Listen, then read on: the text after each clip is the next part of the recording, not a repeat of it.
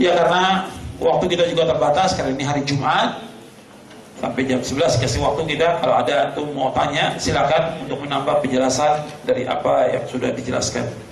Silakan.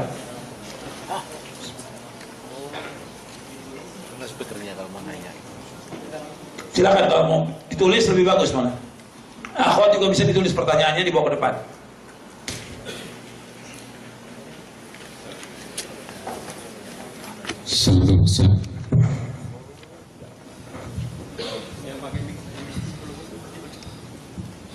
Usahakan pertanyaannya yang berkaitan dengan materi lebih dahulu, baru nanti pertanyaan mau nggak apa-apa, supaya nyambung materinya.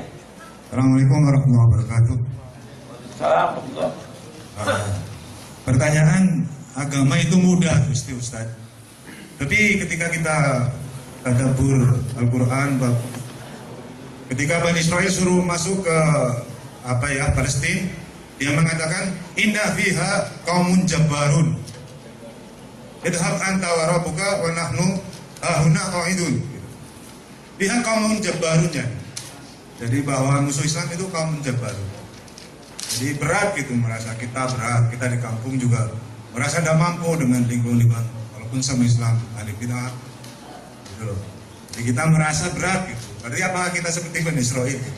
Berat, mereka menganggap kita berat, menganggap kita beragama seolah-olah berat karena ya memang kelemahan kita. Kemudian dalam surat At-Taubah disebutkan juga laqad taballahu 'alal ladzi muhajirin wal ansar alladziina taba'u fi sa'atil usra. Ismana sa'atil usra ya. Yani susah payah gitu. Agama itu perasaan berat. Jazakallahu khairan. Iya. Usahakan pertanyaan satu aja, jangan banyak-banyak. Ini orangnya banyak, ratusan yang hadir. Karena berkaitan dua ayat itu, Ustaz. Iya. Jadi begini, bahwa pada hakikatnya agama Islam ini mudah, tidak sulit. Dan itu harus kita yakini dengan seyakin-yakinnya. Karena yang berfirman Allah dalam Al-Quran, yuridullah bikumul yusra wala yuridu bikumul usra. Allah menghendaki kepada kalian kemudahan dan tidak menghendaki kesulitan. Allah juga menyebutkan dalam surah Al-Hajj. Allah menyebutkan di akhir-akhir surah Al-Hajj, antum lihat. Allah berfirman di dalam surah Al-Hajj itu, ma ja'alallahu fid dini min haraj. Jadi Allah tidak menjadikan dalam agama ini kesulitan. Jadi Allah menyebutkan di dalam surah Al-Hajj, di akhir-akhir surah Al-Hajj, Allah berfirman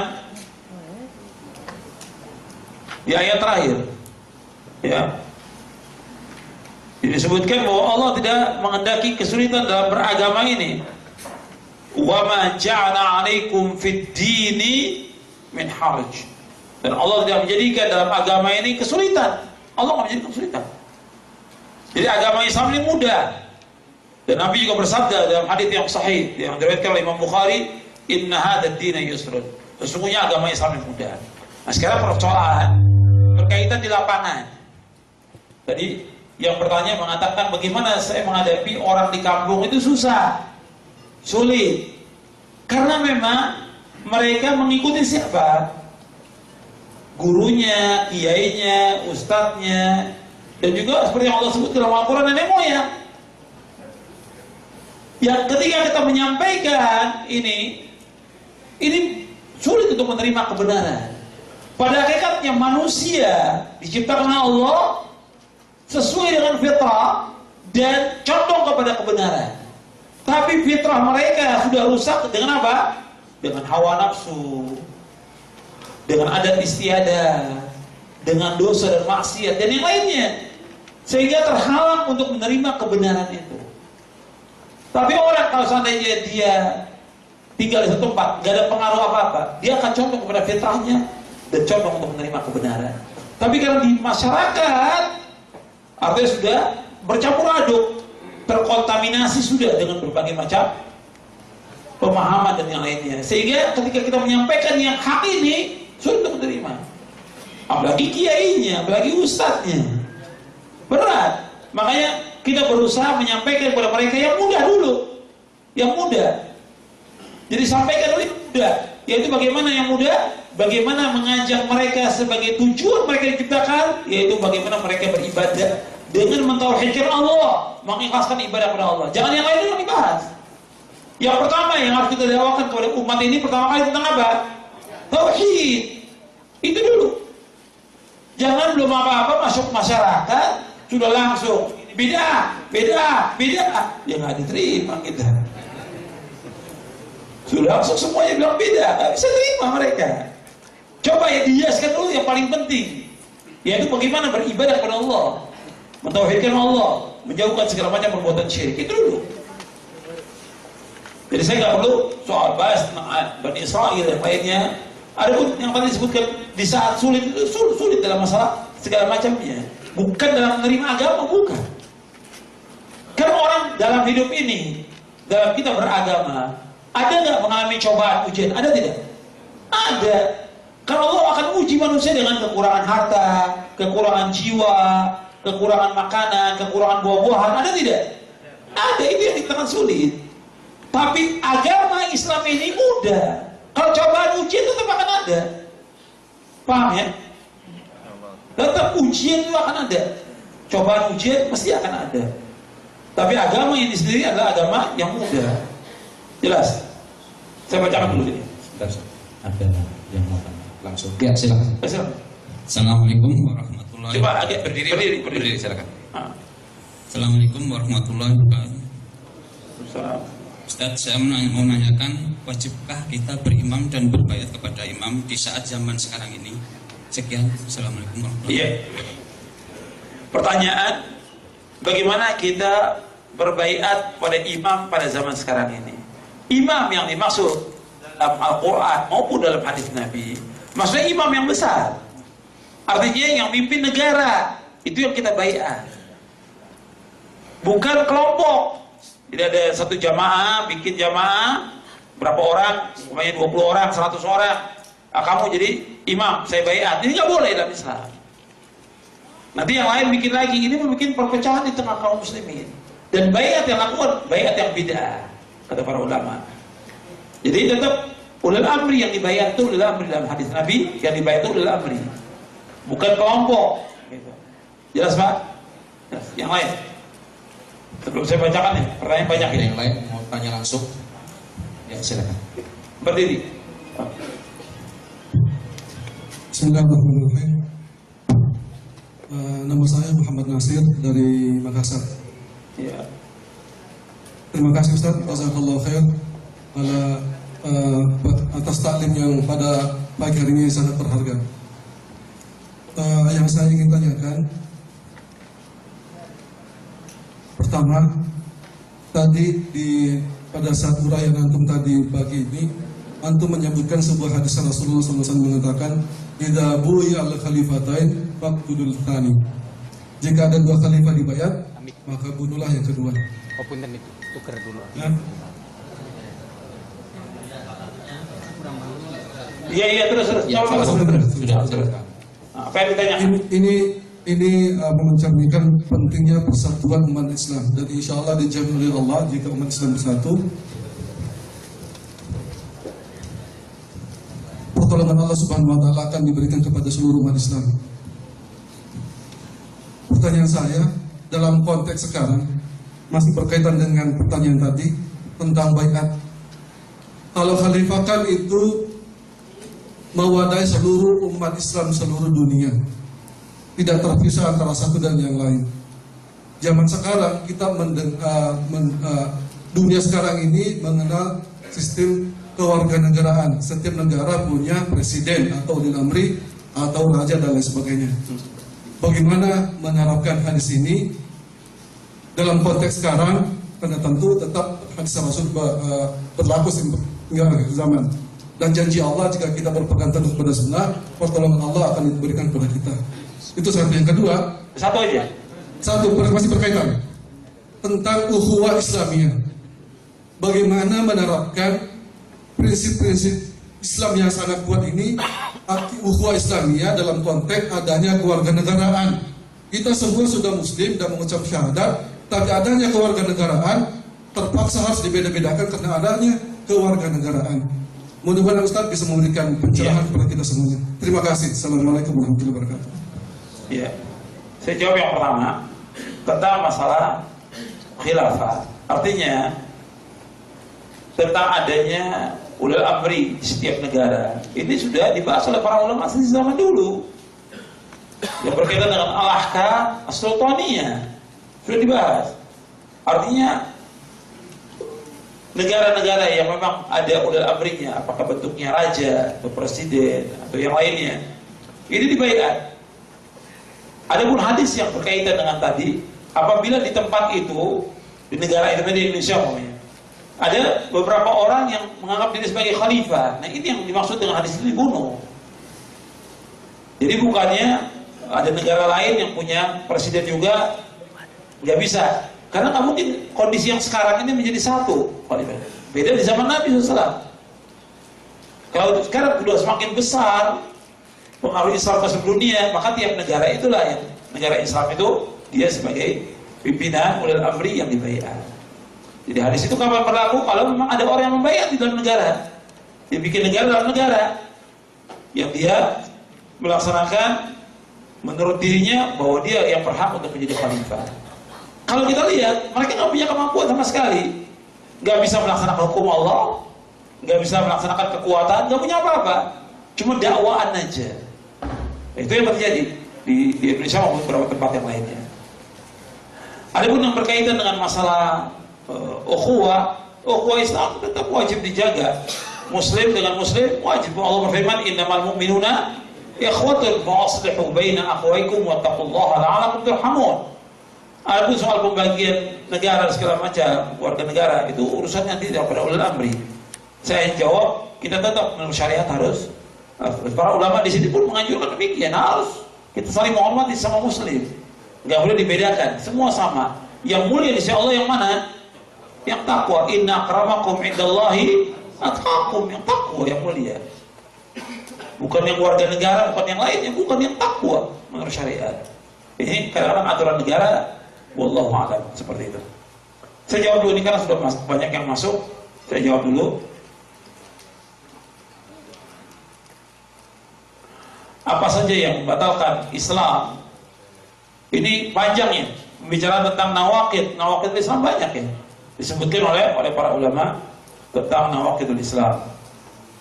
Di buku ini hanya saya sebutkan sedikit aja, tapi di buku syarahnya, syarah akidah Ahlussunnah wal Jamaah, saya sebutkan, dibawakan oleh Syekh Muhammad bin Wahab, ada 10 pembatal. Pertama adalah syirik, kekufuran. Kemudian yang lainnya enggak ada lagi yang lain. Pembahasannya cukup dalam materi seperti ini, kecuali kalau kita khusus membahas tentang nawaqid Islam. Kitab apa yang harus dipelajari oleh penuntut ilmu yang baru? Nasihatnya para ulama termasuk seperti Syekh Utsaimin dan yang lainnya rahimahullah, bahwa yang kita mulai kalau kita mengkaji akidah, kita mulai dari kitab Ushul Tsalatsah. Ushul Tsalatsah dulu. Kemudian dengan syarahnya ya. Kemudian Qawaidul Arba'ah. Kemudian Kasyfus Syubuhat. Kemudian Kitabut Tauhid. Nah, Kitabut Tauhid ini ada syarahnya banyak. Yang ringan bisa antum kaji Kitabut Tauhid dengan syarah Syekh Abdurrahman bin Nasr As-Sa'di, yaitu Al-Qaulus Sadid fi Maqasid Tauhid. Itu bagus sekali. Itu yang awal-awal.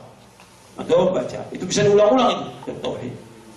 Nah, baru nanti kitab yang lain lebih tinggi lagi, nanti naik kepada akidah al-wasatiyah dengan syarahnya, nanti naik lagi kepada akidah at-tahawiyah dengan syarahnya, baru nanti yang lainnya.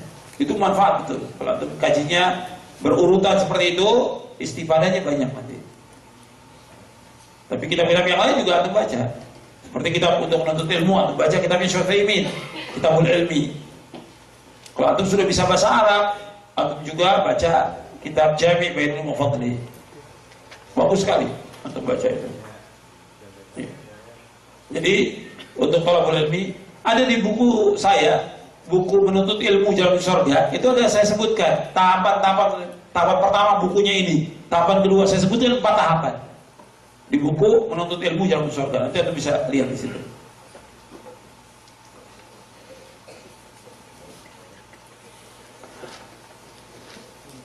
Saya mau tanya mengenai ketaatan seorang wanita pada suami, sedangkan suaminya banyak berbuat maksiat. Soal ketaatan seorang istri wajib taat. Soal suami berbuat maksiat urusannya dengan Allah. Tapi ketaatan, Allah memerintahkan seorang istri wajib taat pada suaminya.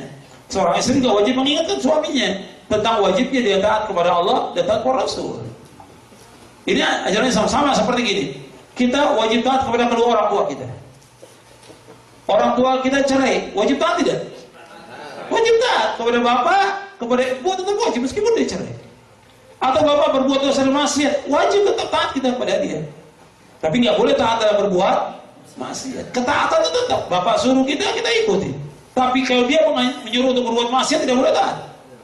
La ta'ata li makhluqin fi ma'siyatillah, nggak boleh taat kepada makhluk dan berbuat maksiat kepada Allah. Sama dengan istri, nggak boleh taat kepada suaminya ketika suami menyuruh untuk berbuat maksiat, nggak boleh taat. Innama ta'atu fil ma'ruf, kata Nabi. Taat itu pada hal yang ma'ruf.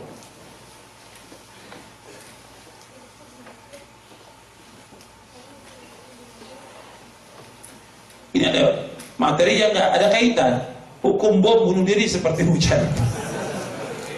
Kita baca bahasa akidah, bukan bahas bom ini.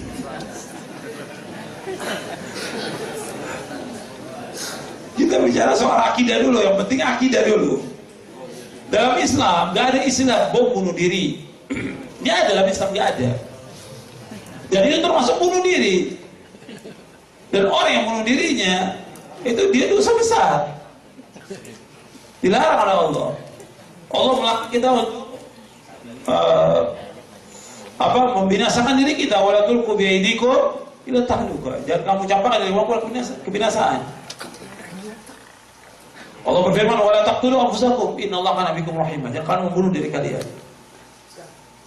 Jadi masalah-masalah jihad ini nanti ada hukumnya sendiri tentang masalah jihad. Dan jihad itu harus dengan ulil amri.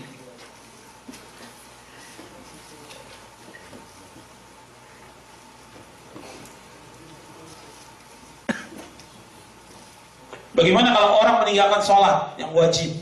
Apakah dia harus qadha? Dia udah bertahun-tahun meninggalkan sholat. Dia taubat kepada Allah, nggak ada qadha. Qadha sholat itu nggak ada. Yang ada qadha apa? Puasa. Seperti orang yang haid.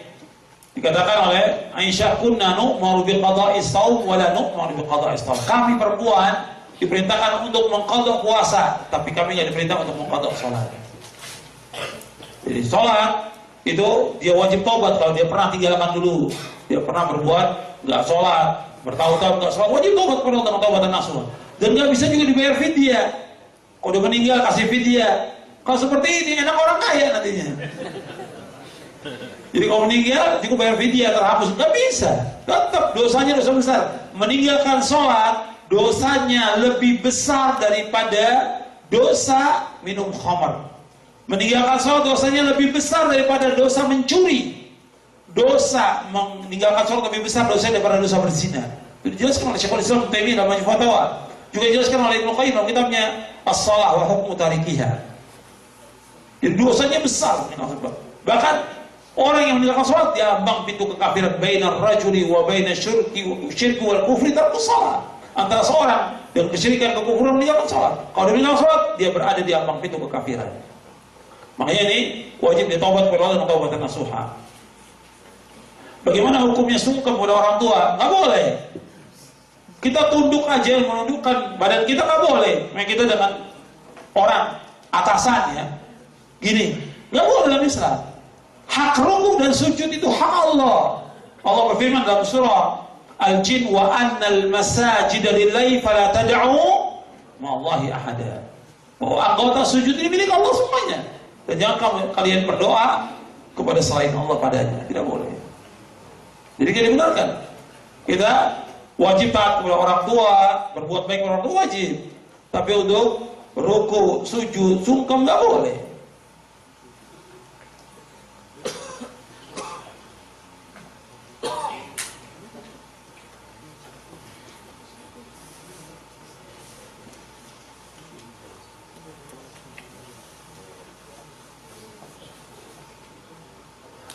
Tentang masalah orang mengatakan Ahlussunnah wal Jamaah.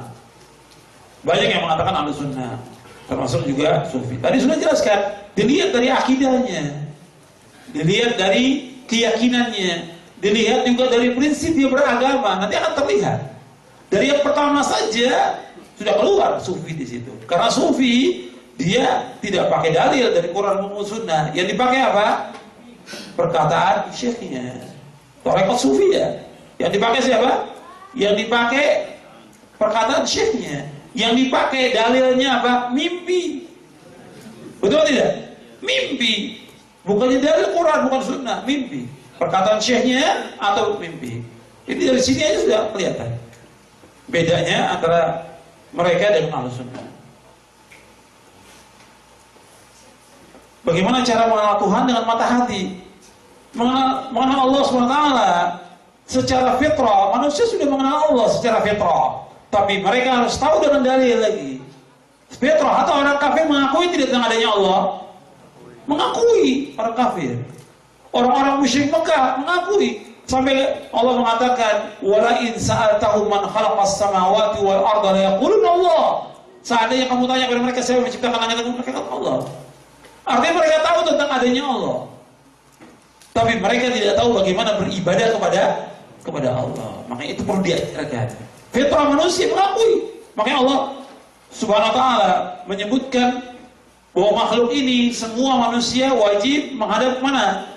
Kepada fitrah ini. Faqim wajhaka lid-dini hanifa fitratallahi allati fatara an-nasa 'alaiha la tabdila li khalqillah dzalika dinul qayyim walakin aktsarun nasi la ya'lamun. Dalam surah Rum surah 30 ayat 30. Dan juga Nabi bersabda, kullu mauludin yuladu al-fitrah. Setiap anak lahir dengan fitrah. Artinya dia mengenal Allah, condong pada kebenaran. Cuma rusak dengan pengaruh hawa nafsu, lingkungan, dosa, maksiat, dan juga orang tua punya pengaruh. Tadi sebutkan tentang bacaan sujud. Apakah cukup dengan subhanallah a'la atau boleh ditambah dengan subhanallah a'la wa bihamdi? Boleh.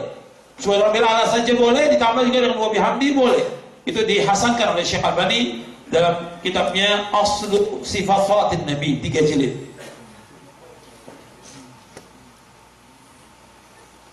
Kenapa MUI tidak menyesatkan agama Syiah? Mesti tanya kepada MUI, bukan saya. Kenapa MUI? Kan pertanyaannya kenapa MUI? Tanya pada MUI, Majelis Ulama Indonesia. Sebenarnya Majelis Ulama Indonesia sudah mengeluarkan buku tentang sesatnya Syiah dan sudah dicetak, sudah ratusan ribu dicetak dan sudah dibagi gratis. Kenapa? Berarti kan sudah disesatkan. Iya, artinya Majelis Ulama Indonesia sudah mengeluarkan buku tentang sesatnya Syiah dan juga menyebutkan tentang tokoh dan juga penerbit-penerbit Syiah dalam buku itu. Itu bisa dicetak di sini, buku itu. Saya kalau salah bawa dua nusakh saya bawa itu. Di Indonesia dibagi gratis. Sudah ratusan ribu dicetak. Itu contohnya buku itu. Ini yang terbitkan Majelis Ulama Indonesia, dicetak siapa aja boleh nyetak ini. Ini siapa aja boleh nyetak. Ini buku ini di ratusan ribu dibagikan di Jakarta, di Indonesia dibagikan ini. Ini di sini disebutkan buku panduan Majelis Ulama Indonesia mengenal dan mewaspadai penyimpangan Syiah di Indonesia. Disebutkan tokohnya dan juga alamat-alamat penerbitnya di sini ada lengkap di buku ini. Bisa dicetak di sini.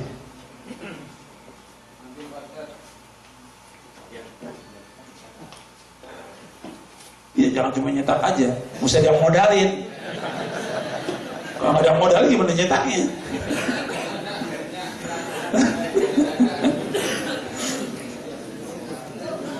Ini juga yang nyetak juga bukan dari Majelis Ulama, ini dibagikan dari teman-teman yang nyetak ini. Ratusan ribu ini teman-teman yang nyetak. Cetak 2.000 habis, cetak lagi 3.000 habis, cetak 10.000 habis. Dibagikan ke seluruh Indonesia. Jadi bukan Majelis Ulama yang nyetak, jadi teman-teman aja yang nyetak ini. Dan itu dari Majelis Ulama ininya naskahnya. Tadi disebutkan bahwa agama itu mudah. Bagaimana hubungannya dengan manusia? Karena kita hidup di masyarakat dengan beda syirik namanya. Tadi sudah saya jelaskan. Artinya seluruh agama ini mudah.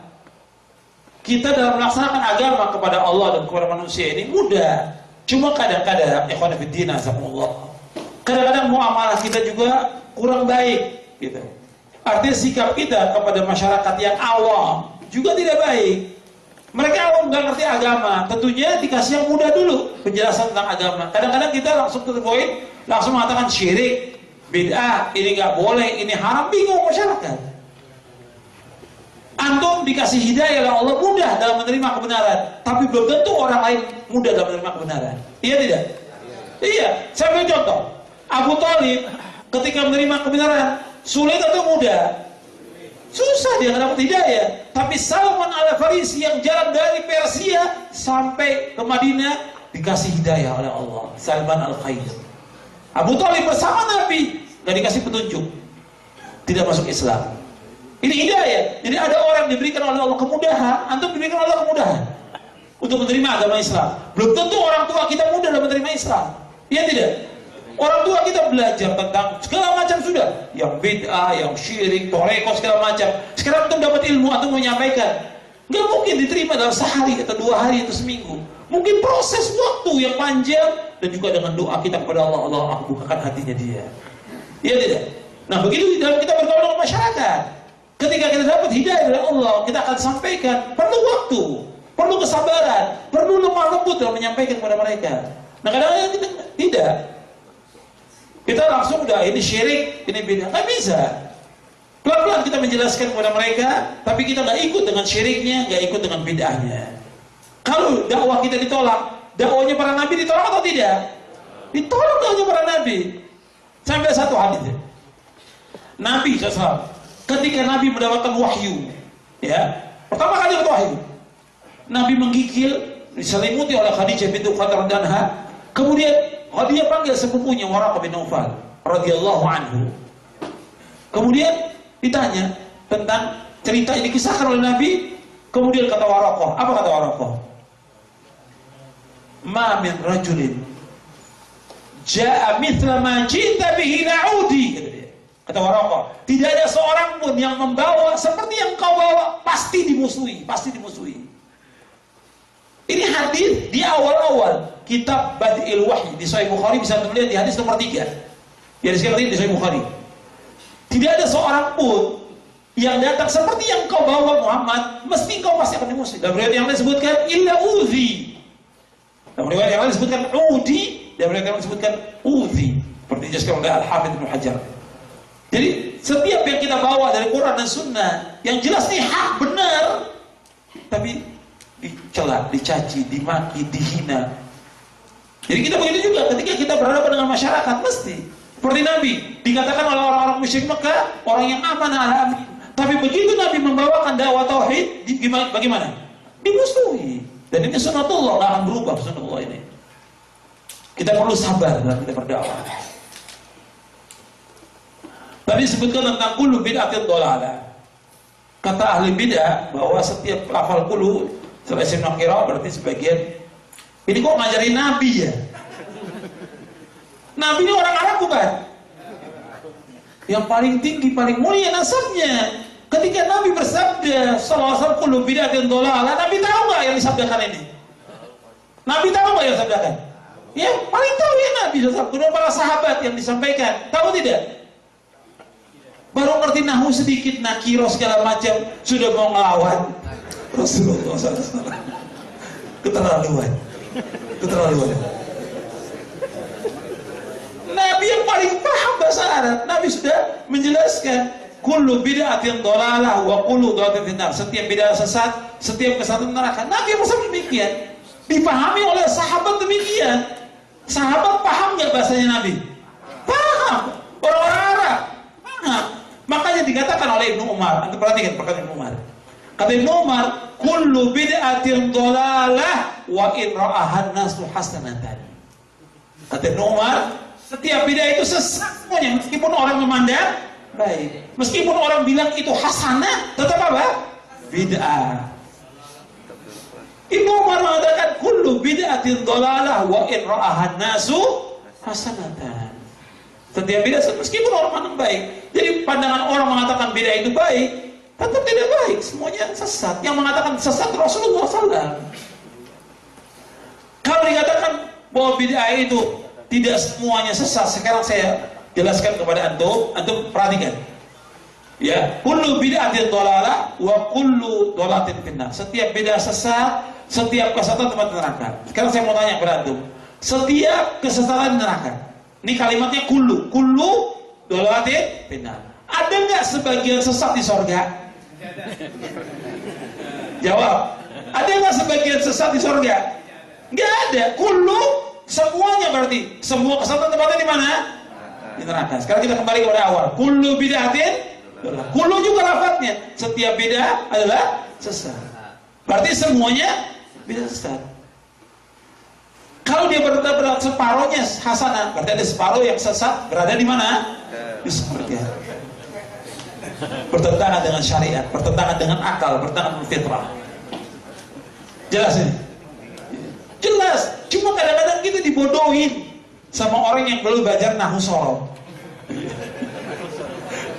Nabi bahasanya bahasa Arab yang fasih. Ada pertanyaan Ustaz. Ustadz, semenjak ngaji sunnah, suami itu bawaannya serius sekali, sehingga suasana rumah sering kaku dan tegang, nggak ada romantisnya, hilang romantisnya Ustaz. Jadinya mau apa-apa takut salah, kelembutan dan romantis suami jadi hilang. Apa memang begitu kalau kita ngaji sunnah? Ya kan harus apa nih kalau kita ngaji sunnah orang setelah itu jadi tegang gitu. Nah terus seperti apa menghinakan dunia, apakah tidak boleh menikmati kehidupan dunia? Tolong dijelaskan. Iya. Berarti dua pertanyaan. Yang pertama tentang masalah orang belajar sunnah. Kalau orang belajar sunnah mestinya dia tambah baik, kondisi tambah baik, keadaan rumah tangga tambah baik. Cuma kadang-kadang karena memang baru dia melaksanakan sunnah, ya kekakuan itu masih ada. Cuma tetap aja kita berusaha bagaimana untuk memperbaiki kekurangan itu. Jangan ditimpali kekurangan itu dengan keributan, jangan. Justru ini baru mau melaksanakan sunnah, memang agak kaku karena baru. Seperti antum pakai baju baru, kadang-kadang kaku juga pakai baju baru. Pakai sepatu baru, pakai kaos baru, pakai sendal baru, kaku, jalannya juga kaku. Begitu juga orang melaksanakan sunnah, ada aja itu kekakuan, tapi kita terus mengingatkan dengan cara yang baik. Dan insya Allah kalau sudah menikmati sunnah ini, rumah tangga, masya Allah, sakinah, mawaddah, warahmah.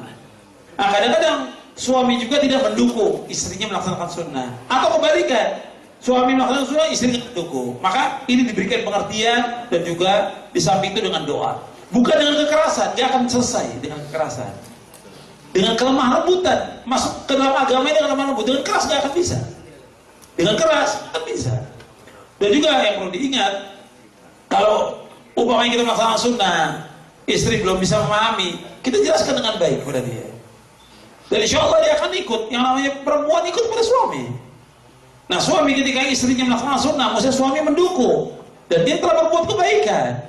Kalaupun ada kekurangan, wajar sebagai manusia. Kita pun dalam masalah sunnah kekurangan, banyak kurangnya. Begitu juga istri. Jelaskan dengan baik dan doa kepada Allah agar Allah memberikan sakinah, mawaddah, warahmah. Itu harus syukuri. Alhamdulillah istri mau melaksanakan sunnah, alhamdulillah suami mau melaksanakan sunnah, bersyukur pada Allah. Ini nikmat dari Allah dan ini awal kebaikan. Awal kebaikan dalam rumah tangga kita. Doa kepada Allah agar Allah tetapkan di atas sunnah.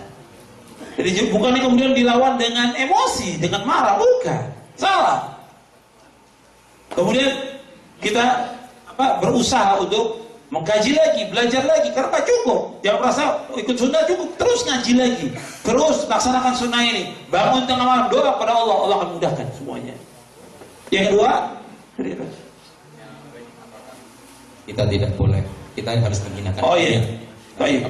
Boleh. Yang berkaitan dengan masalah dunia. Arti dunia, kita menikmati dunia boleh. Cuma kita jangan tertipu dan dunia ini dilaknat oleh Allah yang menyibukkan manusia dari mengingat Allah.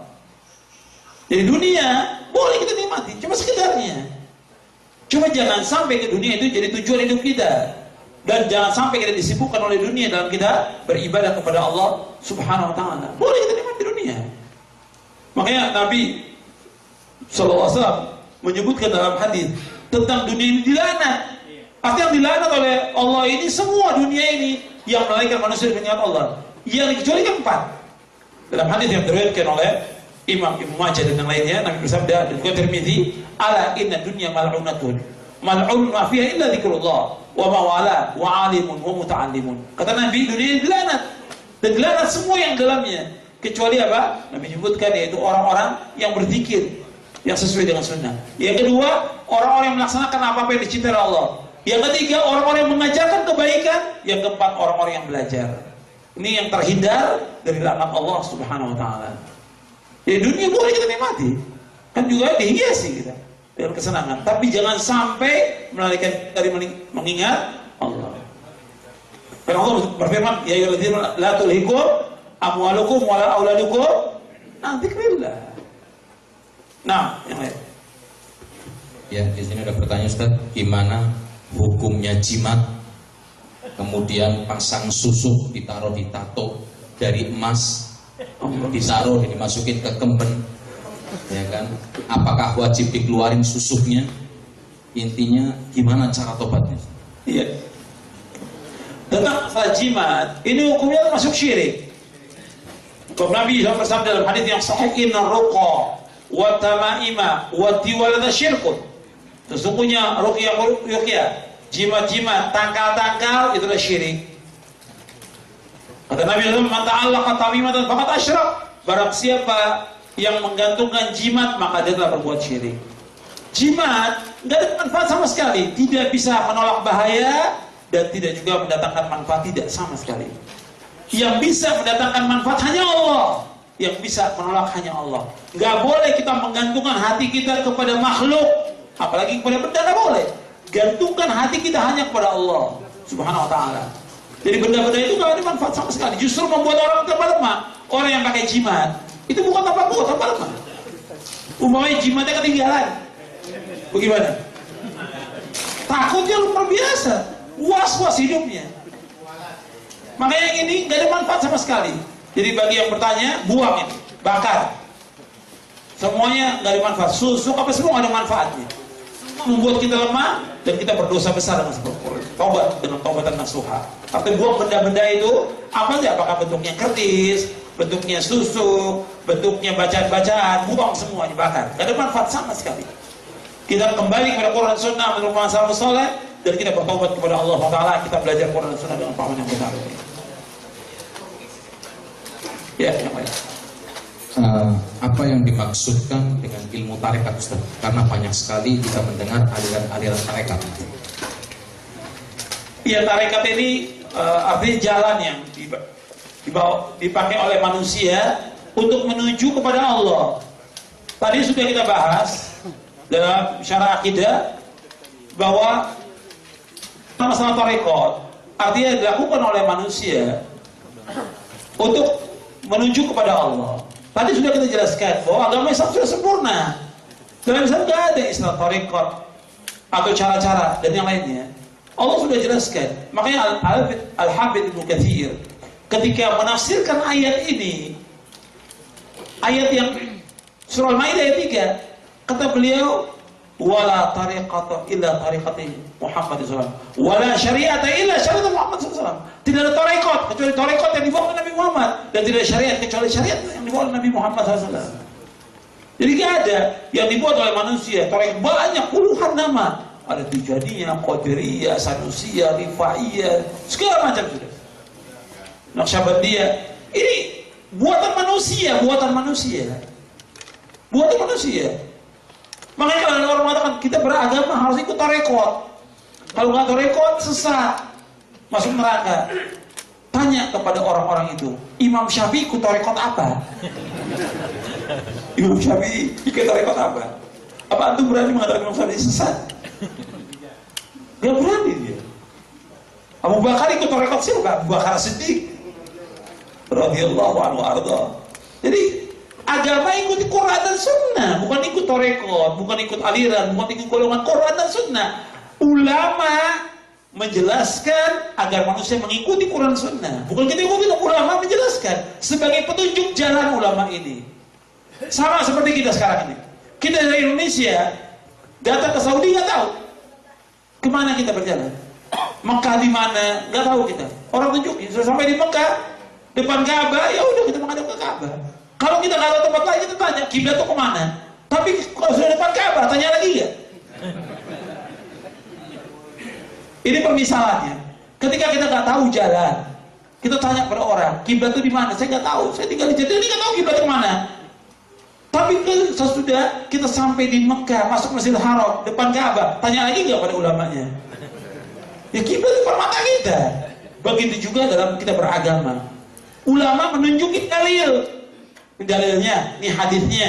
Yang kita ikuti ulama atau dalil? Dalil yang kita ikuti. Yang kita ikuti dalil, itu yang kita ikuti.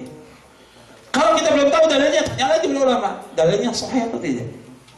Bagaimana penjelasan caranya? Boleh kita tanya. Jadi ini dalam kita beragama, kita harus betul-betul teliti supaya kita nggak sesat.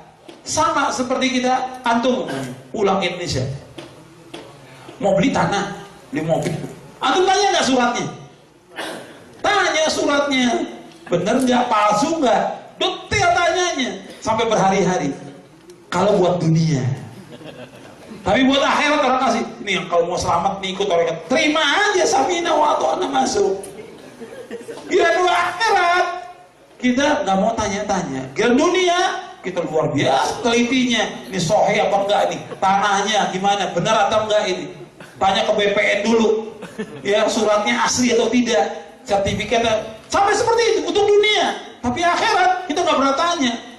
Sholat begini, perayaan begini, ikut aja. Samina wa ta'ana. Kalau samina wa ta'ana pada dalil Quran dan Sunnah itu kita ikuti. Bukan perkataan orang. Jadi jangan-jangan banyak yang melakukan manusia yang menyimpang dari siratal mustaqim. Kita hati-hati.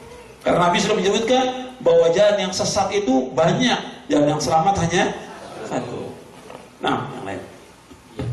Di sini pertanyaan menyebutkan melihat gambaran kondisi umat saat ini di mana Ustadz Ahlus Sunnah selalu mendapat tekanan dan kerusuhan di berbagai tempat dan wilayah. Bagaimana perkataan sebelumnya yang mengatakan pemegang teguh kepada sunnah akan mendapatkan ketenangan, kebahagiaan dalam hidupnya. Di satu sisi kita melihat pola hidup Barat yang tertib, rapi, seakan-akan mereka mengajarkan ajaran agama Islam, padahal mereka bukan Muslim. Sedangkan di negeri Muslim dan Muslimnya sendiri kondisinya, akhlaknya, perilakunya jauh dari syariat Islam. Bagaimana pandangan Ustadz pengaruh akidah dalam hal ini terhadap akhlak seseorang? Iya, artinya berkaitan dengan kehidupan seorang Muslim. Kita bicara soal individu pribadi. Artinya kalau kita mengikuti sunnah, antum akan merasakan. Karena saya ambil contoh, antum dulu pernah mengikuti perbuatan bid'ah, syirik. Antum bisa rasakan, gak mengalami ketenangan. Itu wakil, nyata yang begitu. Gak tenang, hidup berbuat beda itu gak mengalami ketenangan. Tapi begitu antum mengikuti sunnah, ada ketenangan. Dalam hidup kita, ada ketenangan, kenikmatan dalam hidup ini. Adapun soal berbagai macam tantangan, cobaan, ujian, kita lihat para nabi dan para rasul, mereka adalah orang yang paling bahagia di muka bumi ini. Tapi mereka dapat cobaan atau tidak? Dapat cobaan, dapat ujian. Berat ujiannya. Semakin kuat iman seseorang, semakin berat cobaan dan ujiannya. Dan itu apa? Untuk menghapuskan dosa, untuk mengangkat derajat, dan untuk masukkan mereka ke dalam apa? Ke dalam surga. Dengan sebab ujian itu. Para nabi diuji oleh Allah. Maka orang mengikuti para nabi tetap diuji. Atau Nabi Musa dikejar oleh Firaun, Nabi Ibrahim, nabi-nabi yang lain, Nabi Yusuf sampai dilempar ke dalam sumur, dan yang lainnya sampai Allah angkat menjadi penguasa. Semua diuji dulu. Nabi Isa dikejar-kejar oleh Nabi Zakaria, dibunuh oleh umatnya. Nabi Yahya dibunuh oleh umatnya. Nabi Muhammad diusir dari Mekah, dilempari dengan batu, dilempari dengan kotoran, dan yang lainnya. Ujian. Jadi kita harus bedakan. Kita menerima Islam yang mudah, mengalami ketenangan dengan cobaan dan ujian. Saya bertanya pada antum, Nabi ini orang yang paling tenang, bahagia atau tidak? Paling tenang, paling bahagia dalam hidupnya. Tapi ujian tetap dapat. Ujian sengaja diberikan oleh Allah untuk apa? Agar manusia ini tidak sombong. Ujian diberikan oleh Allah supaya manusia gugur dosa-dosa dan perbuatan dosa-dosanya gugur. Di ujian diberikan oleh Allah supaya mengurangi nanti siksaan di akhirat. Dikurangi dengan ujian dan cobaan itu. Banyak manfaat, puluhan manfaat seperti dijelaskan oleh Ibnu Qayyim. Manfaat dari cobaan dan ujian. Jadi ujian tetap ada. Adapun berkaitan dengan negara, banyak peraturan yang tidak sesuai dengan syariat Islam, itu kembali kepada pelaksananya, ulil amri. Tapi kita kembali kepada kita nggak akan ditanya tentang ulil amri kita, nggak akan ditanya oleh Allah. Nggak akan ditanya tentang penguasa kita, tapi Allah akan tanya tentang kita. Bagaimana kita mengurus istri kita, anak kita akan ditanya Allah pada hari kiamat. Jelas? Nah, Syekh yang mulia pada halaman 168 yang menjelaskan tentang ilmu nujum astronomi. Barang siapa mempelajari satu cabang ilmu nujum, maka sesungguhnya dia telah mengambil satu bagian dari ilmu sihir. Pertanyaannya, mengapa ilmu astronomi dikaitkan dengan sihir? Bukankah ilmu nujum dipelajari di sekolah-sekolah? iya. Ini berkaitan dengan ilmu nujum, ilmu perbintangan. Artinya meramal dengan bintang. Adapun ilmu perbintangan dalam artian tentang peredaran bintang dan segala macam nggak tercela. Tapi yang jadi masalah ketika dia menjadikan sebagai nisbat. Umpamanya begini, di zaman jahiliyah kalau turun hujan mereka mengatakan hujan itu turun karena bintang ini. Yang ini kufur kata Allah. Kita harus menisbatkan hujan ini kepada apa? Kepada Allah untuk hujan. Sama seperti orang sekarang dalam buku-buku sekolah dikatakan bahwa hujan itu disebabkan karena teriknya panas. Kemudian panas ini menyedot air, menguap, kemudian turun hujan. Mestinya penguapan yang terbesar di mana? Di Saudi. Nggak turun hujan. Ini ilmu kafir. Mengatakan bahwa hujan itu karena penguapan air. Karena panas, udara, penguapan, kemudian turun hujan. Ini kufur, ilmu kufur ini. Mereka nggak nisbatkan hujan kepada siapa? Kepada Allah. Yang turun hujan Allah SWT. Bukan karena penguapan, bukan karena matahari, bukan karena yang lain. Di Bogor, kota dingin, kota hujan. Tiap hari hujan. Nggak siang, nggak malam hujan. Jadi kita harus mempelajari ilmu ini nisbatnya kepada Allah. Adapun ilmu bintang yang ada itu berkaitan dengan yang dilarang itu tadi, menisbatkan segala kejadian alam ini kepada bintang, atau menisbatkan segala macam yang terjadi kepada bintang. Ini nggak boleh. Ramalan cuaca dan segala macam, ramalan cuaca boleh, ilmu pengetahuannya. Tapi karena bintang ini terjadi hujan ini, karena terjadi musim ini, terjadi penyakit ini, nggak boleh. Artinya semua berjalan dengan apa yang ada dan berjalan dengan ketentuan dan kehendak Allah SWT. Ini sudah jam 11 ya, untuk persiapan untuk Jumat ya. Nah, kalau layani semua pertanyaan nggak akan selesai. Ya. Jadi juga bukunya belum habis. Dua lagi. Atau itu aja. Itu aja. Apa itu aja. Langsung pertanyaan. Ya silakan. Satu aja mungkin. Assalamualaikum warahmatullahi wabarakatuh. A'udzubillahi minasyaitonir rajim. Ihdinas shiratal mustaqim. Setiap mukminin berdoa ingin diberikan lurus. Bahkan orang muslim yang kamil dalam 24 jamnya tidak kurang 17 kali Fatihah. Tapi ternyata meskipun batu baterai saya ini nomor 1, kitab saya nomor 1, tidak ada nomor 2-nya. Ternyata Shiratal Mustaqim itu masih butuh fa'il tanajatun farduhu ilallahi wa rasul. Pertanyaannya hanya satu saja, Ustaz. Mungkinkah ada tanda dari hidupnya sampai matinya, karena semua meyakini ingin diridhoi oleh Allah Subhanahu wa Ta'ala dari Shiratal Mustaqim tersebut.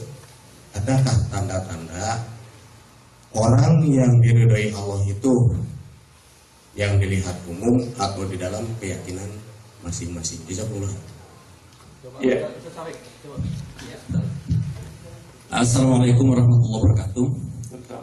Ringkas saja Ustaz Hafizullah, ini minta klarifikasi, kemudian minta keterangan karena ini termasuk penting sekali di halaman 184 nomor 67 yang berbunyi termasuk prinsip akidah Ahlus Sunnah wal Jamaah adalah mereka membenci para pengekor hawa nafsu dan ahli bid'ah yang mengada-ngadakan sesuatu yang baru dalam agama, tidak simpatik kepada mereka, tidak berteman dengan mereka, tidak sudi mendengarkan ucapan mereka, tidak duduk di dalam majelis mereka, tidak berdiskusi atau pikiran dengan mereka, dan tidak mau dialog dengan mereka.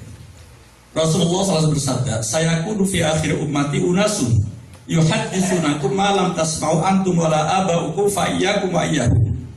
Nah, hadis ini Ustaz, saya waktu mondok gitu ya, di pesantren, ini malah dikaitkannya dengan terus terang saja golongan Wahabi. Hadis ini yang berbunyi akan datang di akhir umatku orang-orang yang berbicara kepada kalian dengan apa-apa yang belum pernah kalian dan bapak-bapak kalian dengar. Maka hati-hatilah kalian terhadap mereka. Ya, jadi hadis ini diselewengkan bahwa nanti akan datang orang-orang yang membawa faham baru dianggap oleh mereka, yang bertentangan dengan bid'ah mereka. Nah, kemudian di sini minta betul-betul penjelasan ini karena ini akan menimbulkan sesuatu yang kira-kira bagi yang mendengar dan membaca buku ini, nah nanti bagaimana ya, artinya nggak mau dengan bapak mereka yang masih ahli bid'ah, nggak mau dengan saudara mereka yang ahli bid'ah, tidak mau duduk, tidak mau berdialog, nah akhirnya menimbulkan perpecahan ini Ustaz. Nah itu. Nah maka karena ini minta keterangan yang sejelas-jelasnya dari Ustaz. Sekian dan terima kasih. Yang pertama tadi berkaitan dengan ihdinas siratal mustaqim.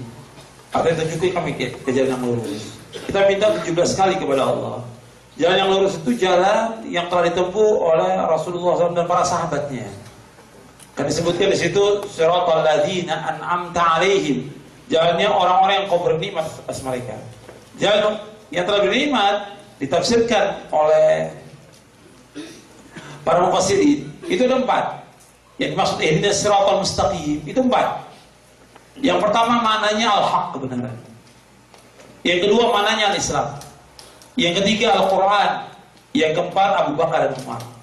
Kata Al-Hafidz Ibnu Katsir ketika menjelaskan tafsir ayat ini bahwa 4 ini nggak benar. Artinya orang yang mencari kebenaran ada dalam Islam. Islam sumbernya Quran dan Sunnah. Dan Quran dan Sunnah harus dipahami dengan pemahaman para sahabat. Pokoknya sahabat siapa? 2, Abu Bakar dan Umar. Kita wajib mengikuti pemahaman itu. Dan kita harus menjauhkan jalannya orang-orang Yahudi, ghairil maghdubi alaihim waladdallin, dan jalannya orang Islam, yaitu jalannya orang-orang Nasrani. Artinya kita wajib menempuh jalan ini. Kita wajib belajar sungguh-sungguh, mengkaji Quran Sunnah al-Fahmi Salaf, kemudian kita memahami dengan pemahaman yang benar, kemudian kita mengamalkannya. Adapun ciri mereka, ya ciri-ciri mereka sesuai dengan mereka mengamalkan sunnah itu. Nggak ada ciri yang khusus, nggak ada ciri yang khusus. Jadi jangan kemudian cirinya khusus yang begini, tidak. Kita dalam Islam itu justru kadang-kadang ada orang yang melaksanakan sunnah itu nggak dikenal oleh manusia, tapi dia tempatnya di surga oleh Allah Taala. Jadi nggak ada pengenalan yang khusus, tidak ada, tapi tetap dilaksanakan sunnah ini sesuai dengan sunnah Nabi. Kalau ciri yang khusus nanti akan orang berbeda-beda nantinya. Oh ini orang martabatnya ini, cirinya ini wali cirinya, nggak ada. Ada para sahabat semua wali-wali Allah, nggak ada ciri mereka. Nah orang-orang belakangan karena mereka jauh dari sunnah, kemudian mereka bikin ciri-ciri sendiri dalam semua hal. Dari pakaian punya ciri sendiri, ininya apa? Picinya ciri sendiri, sorbannya ciri sendiri. Ini yang lain sunnah Nabi SAW. Sehingga kadang-kadang orang dikenal dengan orang takwa dengan ciri pakaiannya. Sedangkan pakaian, bentuk tubuh dilihat oleh Allah atau tidak? Tidak. Innallaha la yanzuru ila suwarikum wa la ila ajsamikum walakin yanzuru ila qulubikum wa a'malikum. Kata Allah, kata Nabi SAW dalam hadis yang sahih Imam Muslim, Allah nggak akan lihat kepada rupa kamu, bentuk kamu. Allah nggak akan lihat. Dan Allah nggak lihat juga kepada tubuh kamu, dia pendek, gemuk, kurus. Allah nggak lihat, tapi Allah melihat kepada hati dan amal. Allah nggak lihat kepada pakaian yang bagus, tidak. Allah nggak lihat kepada sorbannya, enggak. Allah lihat kepada hati dan amalnya dia.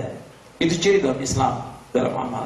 Bukan ciri khusus. Banyak orang bikin ciri khusus, Akhirnya menimbulkan kepada apa? Menimbulkan kepada riya, menimbulkan kepada pamer, menimbulkan kepada sum'ah, menimbulkan kepada ingin dan sering dipuji. Padahal itu nggak akan bertemu antara ingin dipuji dengan keikhlasan, selama-lamanya nggak akan ketemu. Kata Ibnu Qayyim dalam kitabnya Al-Fawaid, bahwa orang yang beriman dia harus ikhlas kepada Allah. Nggak akan ketemu antara orang yang ikhlas dengan ingin dipuji dan disanjung.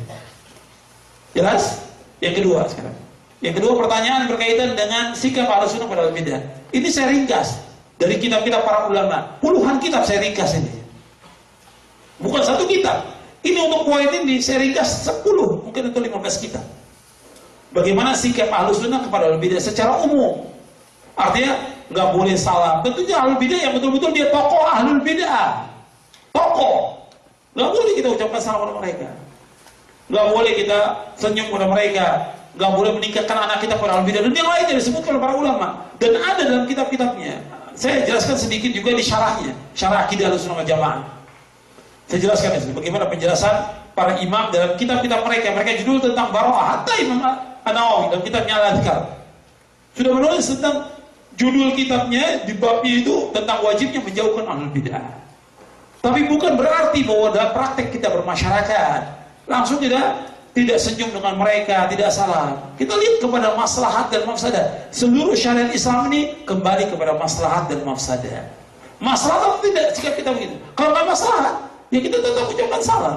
Kita sendiri Ahlul Bidah banyak, sikap kita keras, nggak ada manfaat sama sekali.